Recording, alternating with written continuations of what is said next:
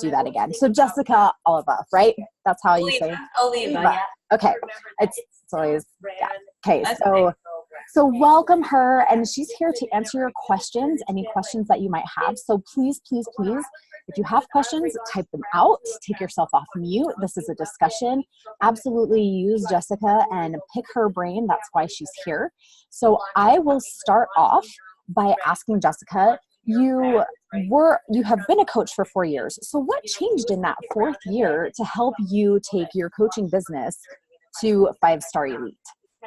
Sure. So yes, I've been a coach now for about 4.5 years. It'll be 5 years in July. So I started in July of 2014. And I think really it all comes down to the thing that changed the most was my mindset. Like it was everything for me. I think I went from having the attitude of, like looking at top coaches, putting them up on a pedestal and saying, it must be nice for them to do that. But like, I could never be an elite coach. Like, and I didn't even really understand the elite program at the time. You know, I was just putting myself down. I didn't have that belief in myself. And I think once I finally made the decision that I knew that I could do it as long as I had very specific actionable items to be doing every single day. Once I made that decision, like I knew it was going to happen. So it really came down to, you know, everything we talk about with personal development, with, you know, investing in myself, with affirmations, you know, with surrounding myself with other leaders who would really raise me up where, you know, I had to stretch a little bit to kind of be at the same level. And once I did that and made the decision, everything changed for me, where I went from the must be nice to that attitude, like must be nice for them, to why not me? Like if they can do it, why can't I do it? And once I kind of made that decision and decided that I was going to put in the work every single day, it really changed everything. That's amazing. Thank you so much. And I actually, because we just got back from NLC, I heard so many coaches from stage say, if they can do it, why can't I? Like it was that mindset shift, just like you said. Like I changed to why not me? And they took off. So there's a couple questions in the chat, and I'm going to read them just because we're recording. I can see them too, yeah. Okay. So what does your onboarding system look like? And what are your 2019 goals? And what is your plan to achieve them?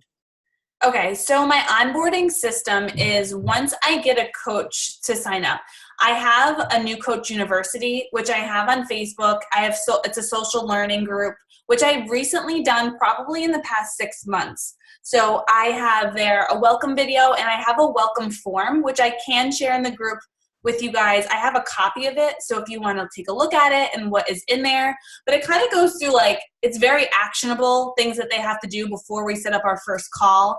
And it's kind of a lengthy form, but I know that when somebody goes in there and fills that form out, and then they have to email me or message me and let me know that they're done, that I know that they're serious and that they're ready. Like, I'm going to invest the time in them to start mentoring them. I think a big mistake that I made when I was first coaching is I dragged new coaches along because I wanted it more than they wanted it, right? When you always see the potential in people, which is a good thing, but at the same time, I wasted so much time just pouring into people that were never going to run, ever. And I just was like, but they can do it. They can do it. Like, I was positive for them, but they, you know, every time we would talk, they would never do what we talked about the previous time. And we're just like spinning our wheels. So I stopped doing that because it was a huge time waster.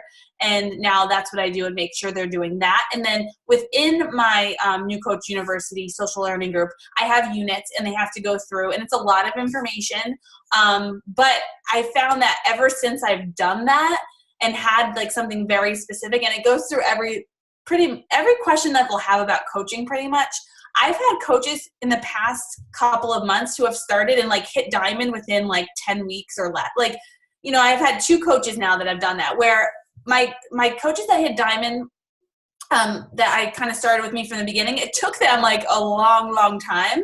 And now I feel like now that we have this system, now that I'm obviously bringing on a higher volume of coaches too, which I'm going to find those people, but they've been hitting these benchmarks a lot sooner, because I think too, once we get on our Getting Started Right call after they do the form, I set those expectations of non-negotiable success club and, you know, hitting diamond 60 to 90 days.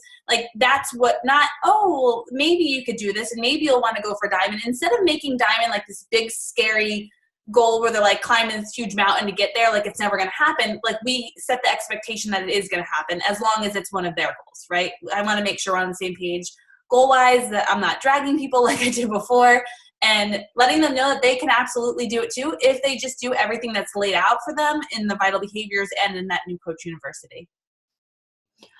I absolutely love that, because if they go through this form, it's kind of a weeding out process, just like you said. If they can go through that, then you know they're willing to work. But I love when you get on the Getting Started Right call and you set those goals. It's not a surprise to them, really. So the language that you're using, you're saying we have to help 3 people and do this and do this. They've already been exposed to that kind of language and that kind of mindset before they even are, you know what I mean? But before you're pushing them, they already have that in their mindset. So I love that. Success starters too, which, that I set the expectation for them, like in going to Summit, because I didn't go to Summit. Like this upcoming Summit will only be my 3rd Summit, and I'll be a coach for 5 years. So I know that once I finally got my butt to Summit, it really changed so much for me. So I just stress the importance of Super Saturdays and Summit and things like NLC, that those are goals to go for, because I know if these people are serious, like it will absolutely change their whole business. And then I think the second part of that question was, what are my 2019 goals and what is my plan to achieve them? So I did mention in the beginning of this call before we hit recording that I was home for 7 years, and now I'm recently back into a full-time job from home. I'm not saying that my business is taking a back seat, but my big goal this year is to hit Elite again and to be 10-star. If I didn't have to take this job, I would say definitely superstar without a doubt. But I just feel like, and I don't want to like water myself down, but I just want to make sure that I'm able to like show up where I need to be in every aspect of my life. So that's what my goal is right now. So 10-star diamond, and to hit Elite again, of course. And my plan to achieve them is just consistent action every single day. Like there's no secret sauce, right? We always say this, that everybody, you guys know, like you're in the same grouping as me, 3 to 5-star diamond, right? Where you just have to do the vitals every single day. You have to be consistent with inviting. You have to do your personal growth. You have to do the programs. You have to show up for your team. And by doing that every single day and making them a non-negotiable, is everything. And now that I have, obviously, I think it's actually better that I have this job, because I know I only have my certain amount of time for coaching, to get my vitals done, to get my inviting done, where I have to shut everything else off. I set a timer on my phone. And, this is something new that I've done. I have a 24-hour Zoom link for my team, and we call it like a powwow, or like a meeting place for my team. So I'll pop into my team page and say, hey, I'm going into the Zoom link. Like if anybody wants to like power hour with me, like jump on. So I feel like when you have somebody else there, and we mute our phones, and we'll like put in the chat like a little bit of a challenge before we start, like, hey, let's do 11 invites in 22 minutes. And mute your screen, because we're going to do voice notes. Like we're going to do voice notes on Facebook or Instagram, and that's how we're going to invite for the next 22 minutes, at least get 11 in. And when you have that accountability of someone else, you're less likely to start scrolling through Facebook or Instagram, or like getting up and walking around your house. Like it's just very focused time. And I found that it's really helped my team focus, right? To get them engaged, to do their power hours every day, to do it together. Or another thing is we'll run like the live power hour. So, like Micah Folsom or Julie Boris did that great one in the Beachbody Champions page. So sometimes we'll run that and we'll just do it, right? So I think that helps especially my newer coaches kind of learn like how to run a power hour, and then knowing that we're kind of doing it together. Because you guys, it's great to work remote, but it also can get a little bit lonely, and it's nice to kind of have coworkers, even if they're over the screen. So I found that has really been something great that's been working for us. That's awesome. So the next question is from Lauren, and she says, do you find most of your active Beachbody coaches or active business builders from challengers are bringing people straight on for the business opportunity? Oh, I feel like it's both. And I feel like you never know, right? I've gotten so excited about people who've had social media followings, that were personal trainers in the gym, who were just had a great presence when they would speak and they would join the business, and they do nothing. And then I've had, just a lot of teachers or nurses that are moms, and they come and like they kill it. I just feel like you really never know, right? That's kind of a hard one to answer. They've come from like all different pieces, but I'm trying to think to all of my diamonds that got me to elite. I think most of them started as challengers, with the exception of one. So they came on as. And we had, I think, 7 diamonds by the end. It's just one was in my husband's CBC, one was in my second. So like, of all the 7, only one of them came to be just a business builder from the beginning. Everybody else were challengers. Awesome. Okay, guys, you can take yourself off mute and ask her questions. Definitely use her. She's here. Or, you know, the people who have to stay on mute, that's okay too. But for sure, ask questions. I guess I'll ask one. What does your relationship with your leaders look like now that they're leaders as well? Like, how do you keep them going instead of, a lot of people, we were talking about this on a call earlier, think that diamond is like the end goal, but really it's like step 1. So how do you move forward after you've helped them hit elite? I mean, diamond. I think it starts from the beginning when we're setting those expectations, that it's like, even when I announce them on social media, it's like, it's their step 1 into leadership in their business. Like, that's how I tee it up always, that it's not the final destination. And I think, and making sure that they understand that, and that's what they want out of the business. I think that's something you have to be on the same page. But that was a good question, Brittany, because I feel like I've had a little bit of struggle, and maybe somebody has advice where it's like, okay, you have your leaders and you want them to break away and fly, right? Like, that's the goal. We want to have, like someone says, you want to have an eagle, you don't have pigeons, you want them to soar and fly. But it's hard sometimes where, you know, I don't know if it's more hard for me to like relinquish the control, but you know, I want that, but at the same time, it's like an adjustment, right? And I feel like it's going to keep happening, but it's a good problem to have, but it's something that I feel like a couple of my leaders where we're kind of getting into that transition where they're running their own team calls and they're doing their own thing, where it's like, okay, so now the bigger team is kind of breaking up into smaller teams, which I still want to be that, like, have the team culture of the grandma big team, but like the balance there.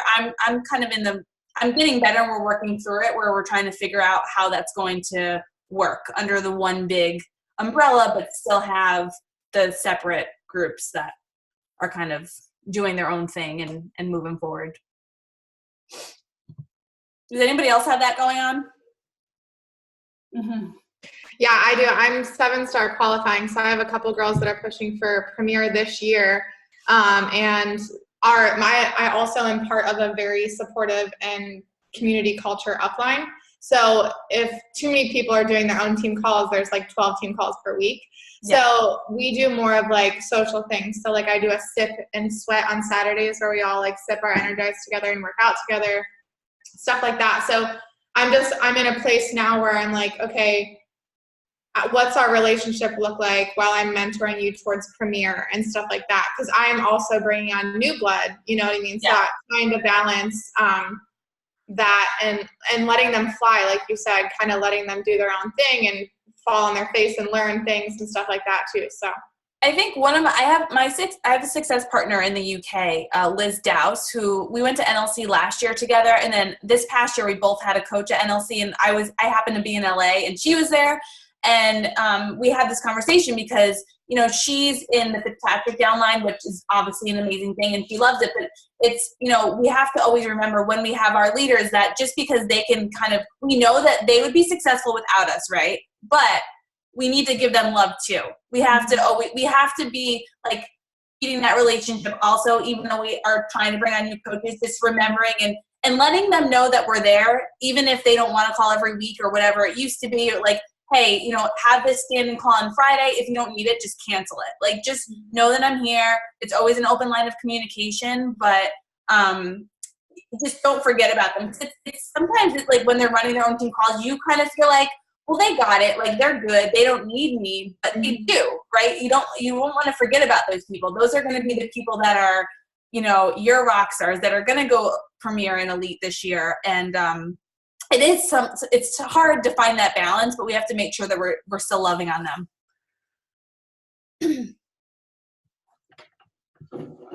Awesome. Guys, don't stay quiet. You can take yourself off mute, ask questions, type it out. Everything okay? Yep, the bus is just here. Let me just open the door for my son. Okay. This is the best part about our business, right? Right here. And Brittany, I'm really sad that I can't see baby. Is he sleeping? No, my husband, I was just going to say, my husband actually got called home from work because the roads are so bad, so he's hanging out. Really? Oh, he's getting so freaking cute. He's so big. He's going to be 1 next month. I can't stand it. I'm so sorry. We had an early dismissal here in New York because it's supposed to snow. So, and they never know when the bus is going to come when it's early dismissal. So that's totally fine. I was like, this is the best part of your job. You can just be like, oh, they're home. It's totally fine. Yeah, no, it's great. Awesome. Okay, what other questions do you guys have? I have a question. Thanks, Jessica, for sharing with us. I so appreciate it. Of course. We have an early dismissal, too, in Florida today for too much sunshine. Sorry. It's really beautiful here. Anyway, as far as it sounds like you are helping a lot of your challengers, a lot of your customers, and talking to them more about the business, and then they're seeing that opportunity and they're seeing the excitement behind the business. Do you mind to share like how you venture into that conversation? I guess my question is twofold. One, do you offer the coach discount more or less to everyone that you're bringing on board as a new customer? Number one. And number two is whether you do or don't, how do you have that conversation, and at what point after they start their journey with you as a customer do you ask them about considering coaching? Okay, so first part, I do usually offer it as an option. I wouldn't say I don't push people toward it. I just let them know, because I think the hesitation with some people are like, well, what if I don't like Shakeology? Because I'm like, it only really makes sense if you're going to be ordering Shakeology every single month if you don't run with the business. So sometimes people do sign up as a discount coach. Like one of my girls who went diamond in 9 weeks did sign up as a discount coach, and like within 2 days she's like, I'm Emerald. I'm like, because that's the thing with my discount coaches, I still send them, I put them in the New Coach University, I put them in my team page, kind of let them see everything. And then, some people just end up running with it. Obviously she's really the exception to the rule. She's amazing, but it's kind of like an individual thing, like seeing how I do pretty much approach everybody in my challenge group about it. But it just depends on them. Like if somebody's like really actively posting, like I had this girl who messaged me on Instagram. She's like, hey, I'm going to sign up for Beachbody On Demand. I've never talked to this girl before. She's like, I'm going to sign up for Beachbody On Demand, and I follow a couple coaches, but I like you, so I'm going to put in your coach ID. So what is it? I'm like, okay. That's awesome. Like that doesn't happen every day. And then she's in my challenge group, like day one, posting like motivational things. Oh, and she didn't want Shakeology because whatever reason. So she just bought Beachbody On Demand, which I was like, you know what? I'm not going to push it. She kind of sought me out, so she can start here. But I know this girl is going to be a coach. Like she's posting on social media herself about it. She's doing 80-day obsession. She was like a big gym girl. So someone like her, I'm going to probably send her a message today and be like, hey, you're a natural. Like, I think you'd be great at this. Have you thought about doing something like I do? Like, I keep it very low key. Like, have you ever thought about doing what I do? Not, do you want to become a Beachbody coach? And even though it's the same thing, I feel like people get scared by that label and they think like pyramid scheme, right? I did. And I didn't say this in the beginning, but it took me over a year to sign up as a coach because I was just a hater of something I knew nothing about. So I just am really careful with my words. Not that I'm misleading them, but just saying, have you ever thought about doing something like I do? And it's just very hands-off. It's not pushy. And maybe they're like, actually, yeah, I have, but I don't think I'd be good at it, or I'm not out. Like those objections start coming out. So then you start the conversation. They can sign up then. They might sign up in 6 months. Maybe they never will, but it's always best to get the conversation going early because most people don't sign up right away, like me, right? It took me over a year. So I think just constantly, and then maybe if they say no, and then they keep doing this, like, you are just so great. I just want to thank you for being such an active participant in my group. Like, I really think you'd be great at this. Like, what's something that's holding you back? Because I think there's always something deeper. Like, they're afraid of failing. That's usually it. or they think they don't have time. So just trying to figure out what their objection is, because if they're already doing this, like they've probably thought about it, but there's something internal going on that they just think that they wouldn't be a good fit. So it's kind of figuring out what that is and going from there. Awesome. Thank you. Do you run sneak peeks at all? No, I you know what, I used to, and I got pretty much nothing out of them, I have to say. Like but no, let me take that back. I'll run them when we do events. Like, I do a team retreat. We're going to New York City for the weekend. Like, we do one there because we'll do lives there. I know a lot of coaches are adamant about doing them every single week. I personally like to get on the phone with people one-on-one, and then I have that group saved, that sneak peek that I made into units. So I'm like, once we have our initial conversation and they're interested, I put them in that, and they read through all the information, and then I set up a follow-up call with them. And that has worked so much better for me. I feel like when I set that's what I pretty much like to do for myself. But when I was pushing for Elite, I did host a call every single week for my downline to pull in people that they had. That was really beneficial, because I feel like even if I didn't personally have people on there every single week, they would bring people. And if they were newer coaches that weren't comfortable talking about the opportunity, they learned from it. And I would also have them chime in with pieces so they would learn. That's also really important. But I would run it with just, I guess I was trying to take a little bit control what I could control to get us to Elite, to get people to Emerald and stuff. But I'm going to start doing that again, because it encouraged them. They know it was every Thursday night. I remind them, and then they would, even if I was only on with like 3 of my coaches that had 3 people, it's still presenting the business opportunity to 3 people at once. So that was really beneficial. But outside of that, I wasn't doing like any type of sneak peek, like 3 big groups. I never ever saw, people just didn't like signing up that way. I'm just better, I think, one-on-one. I wouldn't stop doing your calls that you're doing. I don't know if you follow Bob Heilig, you've done any of his stuff, but he's really a proponent of, you be the inviter and let a third-party tool be the presentation. And so you, in that case, become the third-party tool, because essentially your coach is the one who's doing the invitation. So, what that shows is how duplicatable our business is, that people don't have to know everything. So I think it's fantastic. And my gosh, I mean, even if you had one coach with one guest.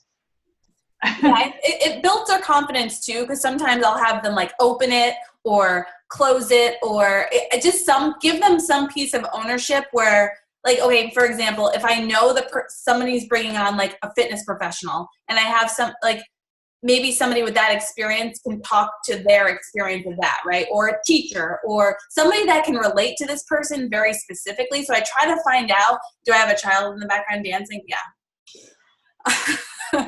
I do have a babysitter here. I'm not neglecting him, I swear.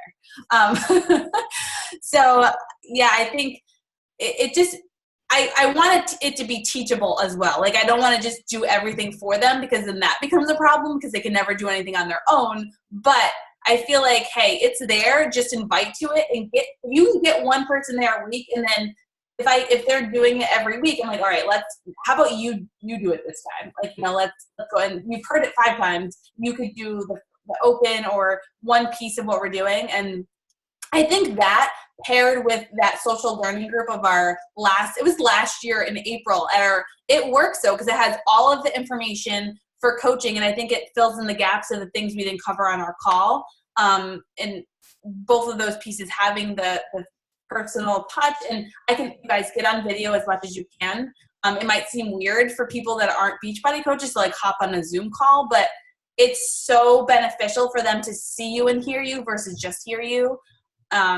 It's helped me a ton. So not everybody agrees to it, but I feel like if they are willing to agree to it, that you have somebody that potentially, and you guys, this is the other thing I want to add. You guys, once I realized that it was a dual interview process. When I first started coaching, it was more like out of desperation, like word vomiting. I need, it like came off of that. Now I'm like, no, I want certain people.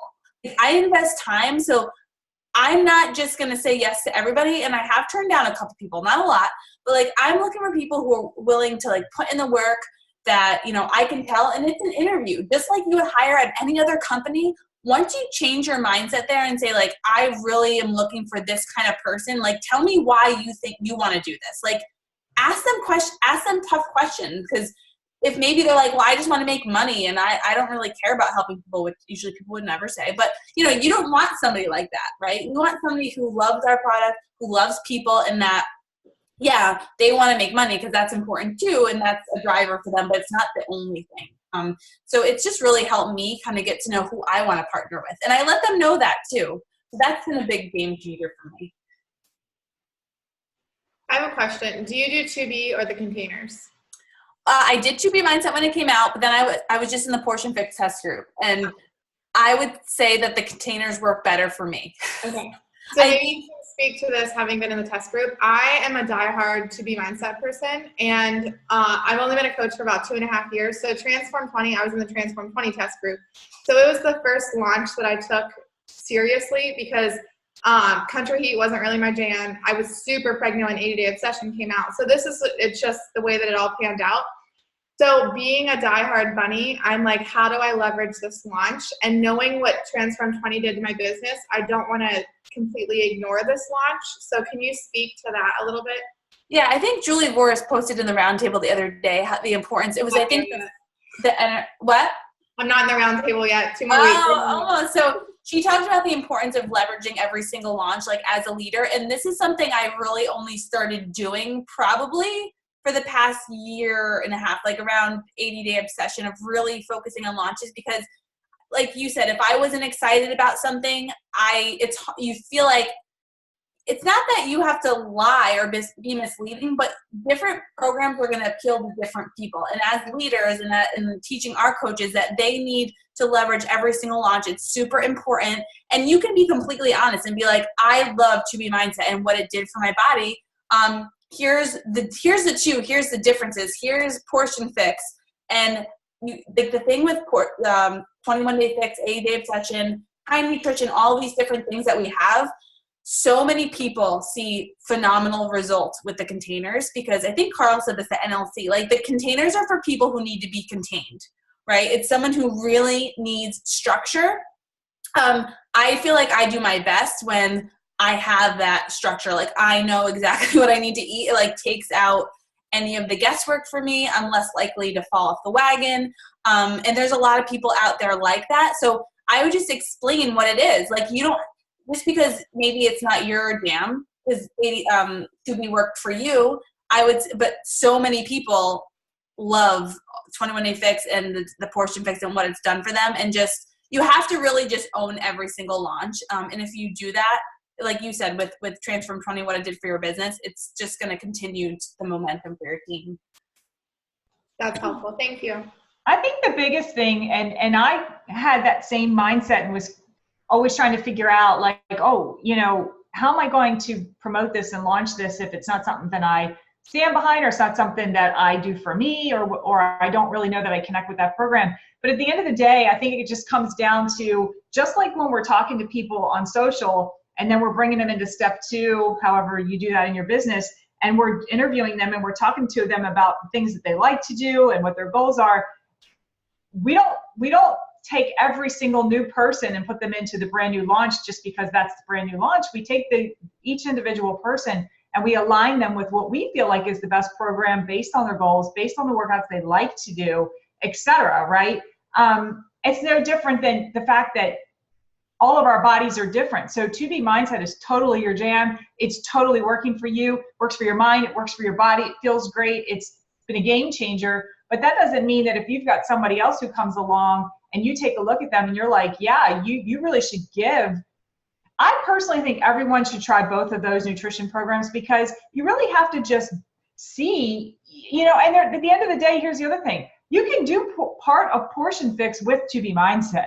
You know what I mean? 2B Mindset really helps you. I follow Portion Fix primarily, but that doesn't mean that I don't apply some of the principles from 2B Mindset, because they're amazing, right? And some of the mindset things that she's done. Same thing, I was with you with Country Heat. It really wasn't my jam.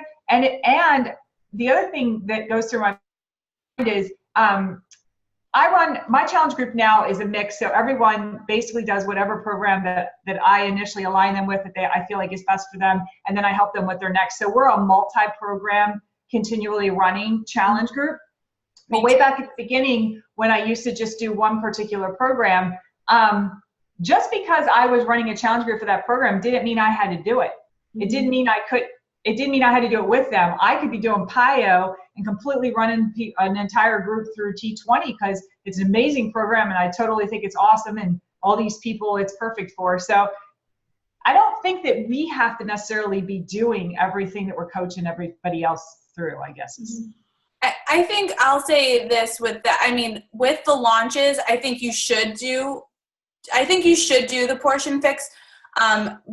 But like Mary, what you said is we have like an opportunity with social media. We have a huge funnel, right? And I think just talking about nutrition in general, right? And how we have these, and then once you get somebody on the phone or you're in conversation, you figure out what they like.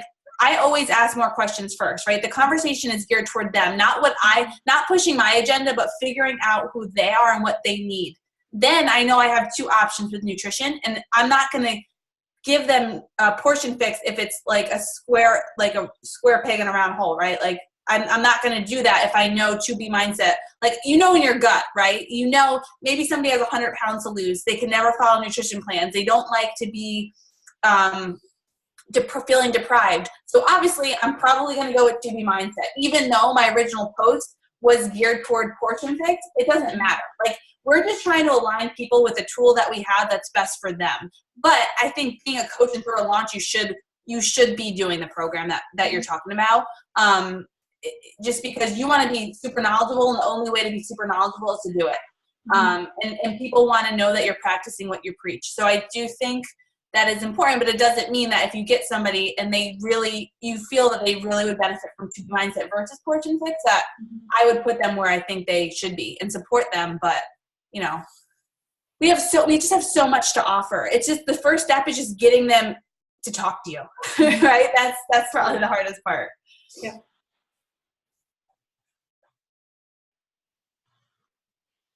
Okay, what else, you guys? This is amazing. So I do have a follow-up question. It doesn't have anything to do with what you were just talking about, but you were talking about your wording and how you're really careful about what you say to people because you don't want them to think, oh, pyramid scheme or whatever. So are there like red phrases that you hear a lot that coaches use that you've changed, and how have you changed them?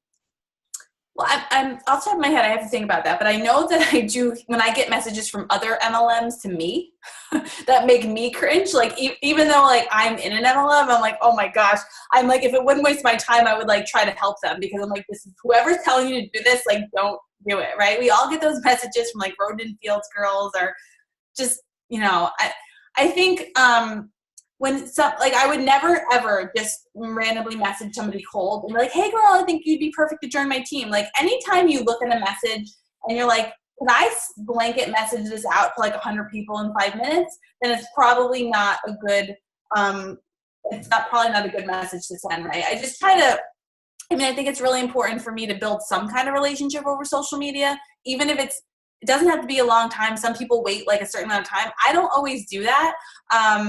But I think anytime, not that I'm super proud of Beachbody. I like bleed Beachbody blue. I'm so passionate about our company and what we do and Carl's mission.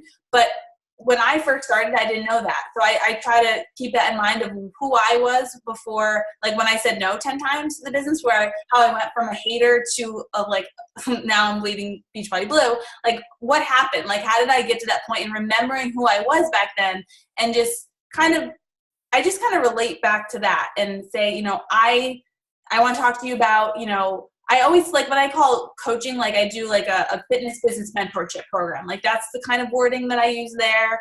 When I invite to coaching is like, have you ever thought about doing something like I do? Just to see if they're interested. And then obviously I tell them and what I do. And most of them know that it's Beachbody, but I think it will like just kind of break that wall down a little bit, and then just get them on the phone where we're talking about what exactly it is and letting them know, like, I completely get it. I know there's some negative connotations around multi-level marketing, but I didn't really, and I because I didn't think it was real, like, right? I didn't think it was real. And now I see the income opportunity and what it's done for me personally and my family and the people that I met. Like, there's just so many things. So I think it's just the initial way to get them to even give me an objection without them just being, no, like, I'll never do that. That's where I'm careful with my words. But then I kind of just go into it. Okay, I mean, awesome. you're seeing like influencer out there. You're seeing like, that's what I feel like the big, that word, the buzzword, right? We're trying to get, it's like coaching mentorship or business mentorship or influencer program, or like I know people are using different words that are, so it's not like screaming pyramid scheme, right? That's what people see sometimes. But I just I think when it's somebody in your challenge group, it's a lot easier, right? Because you already have that relationship to have that conversation. So true. So true. And Brittany says ground floor is a bad one for her. She sees a lot of that.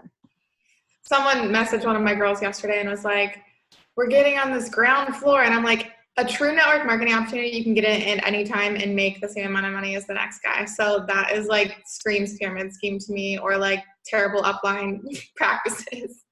Yeah. Absolutely. Well, thank you for that. That's awesome. And you're totally right. When you put the person first and you're talking to them and you're thinking about their goals and what they need, everything else kind of comes after that. Okay. What other questions do you guys have? We have about 10 minutes left. So ask questions. Do you do any sort of myth buster thing when it comes to like the objections or what they have in their head as far as like, oh, Beachbody is this? Do you just address it right away?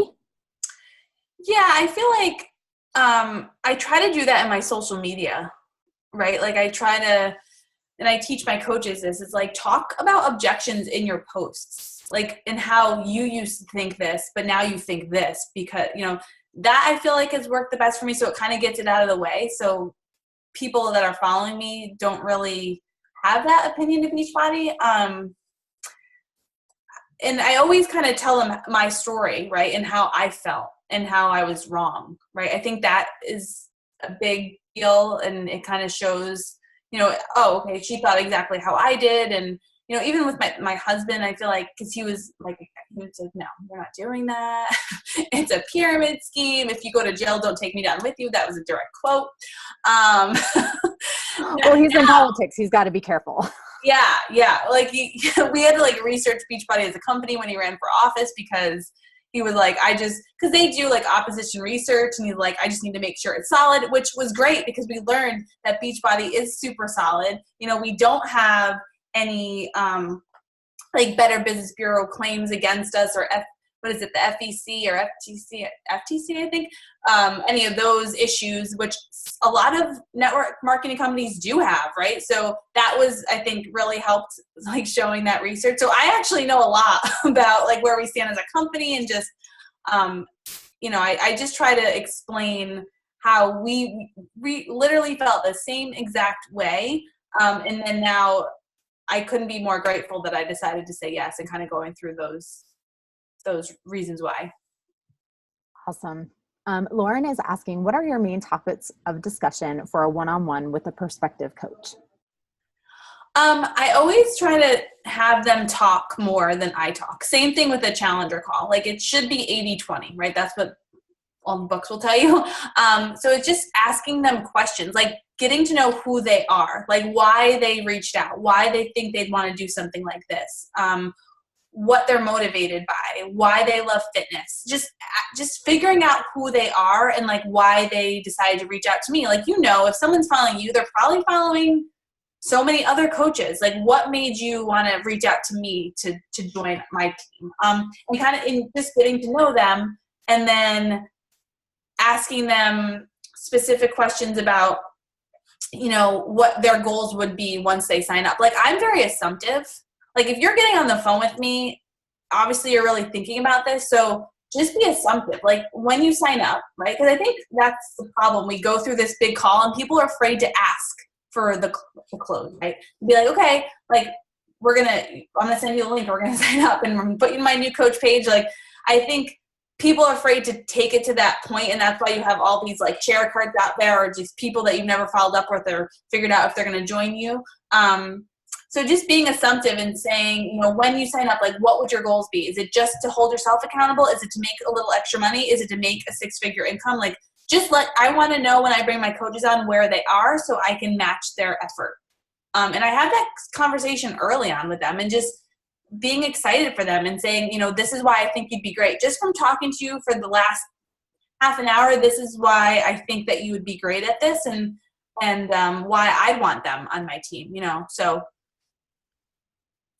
kind of listening and pulling out what they said. That's important. Like, take notes when you're on the phone, because you want to be able to really direct the conversation based on the answer that they give you in the first half.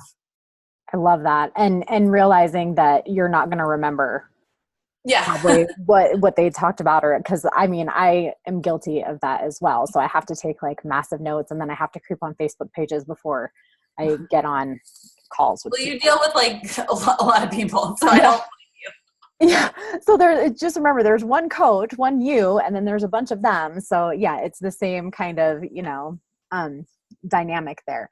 So Erica is asking, do you get on a one-on-one when they say they're interested in coaching, or do you just add them to a sneak peek? I know we covered this, but if you just want to go ahead and no, Erica, good question. Definitely getting on the phone with them or Zoom first. And then I use my old sneak peek group, which we're having our retreat coming up again in April, so I'll have a new one where we have just, and when I say new, it's like just, I did some lives at a retreat, and then it was connected to a Super Saturday, so we were live there, and Chris Downing was there, so kind of showing that aspect of the live events and the team community at the retreat. And then it also went through like a lot of the basics of what does it mean to be a coach? What are my financial responsibilities? Like those kinds of questions that I don't want to go over on the phone call, because I want to just get to know them on the phone call.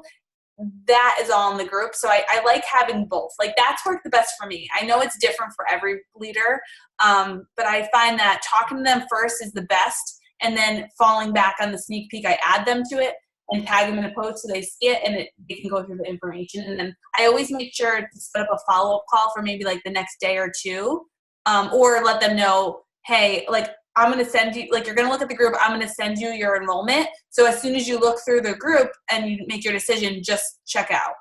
Like assume that they're going to do it. Unless obviously they say, I'm not going to do it. But you want to always assume that they're going to do it. I 100% agree. And I think that's important, especially when you sign a discount coach. Just treat them like a coach, because you have to assume that they're going to do it. Like, okay, you're not going to be a coach, but just invite your family and friends.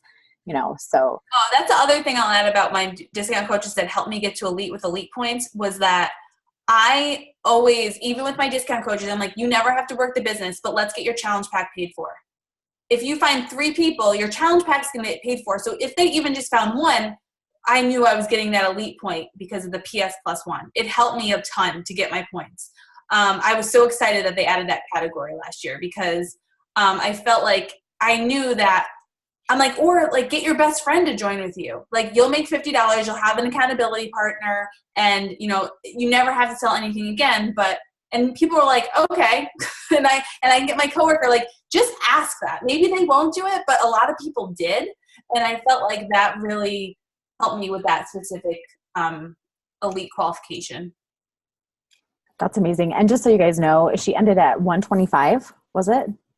Oh, 110. 110. Okay. See, I wanted to make top 100 so bad. So that like this year, I just told Robbie recently, I'm like, I want to go for top 50. I think after month 1, we're like 112. So I'm like, oh, like I need to break that. I think my best was 101. I never broke the 100. So that's my goal for this year. Awesome. We'll add that to the list. Yes. Of 10-star and all that. So Brittany asked a really great leadership question about your retreat. She's doing her first retreat in about 2 months, and she wants to know if you can share a rough agenda or any tips or staples during your retreat that you typically do. Yeah, so I think I like to, most of it is really everyone like having that time to get together and just like doing fun. Like the first night when we get there on Friday, it's going to be more just having some food, everybody getting to know each other like in person, maybe doing like a couple of like light things or games, or like we don't really go deep on Friday. Then Saturday, we're doing photos, we're doing stuff like that, but we will have a couple of, and I don't even have the finalized agenda, but I can send it to you, where I have a couple of my success partners who are going to call in and do training. So it's not always from me, but just doing like a workshop of talking through goals and talking through just things that scare them and why they think they, can't get to a certain place. And just, I think the best part about a retreat is hearing from other coaches that are at your level and what they're doing, right? Like something like this, it's so valuable, and to do it in person is even more valuable, even more than any formalized training, because they get to ask each other questions and kind of pick their brain. So if I can have an environment where it allows to do that, I think that's usually what the most beneficial thing is. And I have to tell you, every time I've had a retreat, like I do something small the past 2 years, it's really just those people I feel like have taken off. Because they feel like they're a part of something else. Like it's, like we say, everyone is alone and remote, but knowing that they have this team, and it's just such a great thing. So that's exciting that you're having your first one. Mary, is there time for one more question? Absolutely, go for it. Sorry. Do you, Jessica, have a success partner? And if you do, what's your format look like? Do you jump on a call once a week or every other week, or? I have a couple different partners. I have, my newest one is my friend Liz, who's in the UK, which makes it tough because of the time change. But we recently just decided that we're going to be success partners because she just hit elite for the first time. She's going for 10-star. I think a couple of close coach friends that I have who have really helped me, like Amber Kuiper was my original success partner. I don't know if you guys know who she is. She's finished like 13 one year. She's been on the national wake-up call. But we have the same downline, our upline, Michelle Myers is ours. So we've just been friends from the very beginning, and we literally just voice note each other back and forth. And if we ever have to hop on a call, like we will, but we don't, I think because both of us, she has 4 kids, I have 3 kids, and they're all little and everyone's crazy. So having a set time just doesn't work for us. But I know that if I voice text her, like she'll get back to me when she can, and we have conversations that way. So I don't have anything solid. I'm sorry, that's not like a really great answer. But I feel like I have a couple people in the network that are in my downline and who are not, that if I reach out to, will like we can bounce ideas off of, and we kind of hold each other accountable in that way. But now with my new one, I think we're gonna have more of a set schedule just because we're gonna have to. The time change. But that's so great because they need the same thing from you, so it works out. Like that's the great thing about it. That's key. Kind of finding someone who, just setting those expectations of what you guys need. Absolutely. Awesome. Thank you so much, Jessica.